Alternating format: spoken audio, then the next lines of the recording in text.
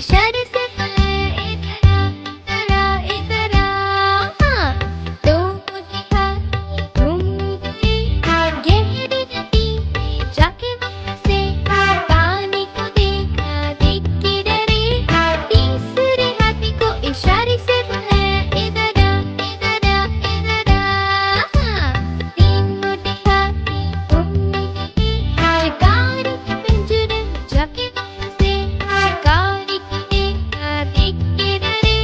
चौथे हाथी को इशारे से बुलाया इधर आ, इधर आ, इधर आ।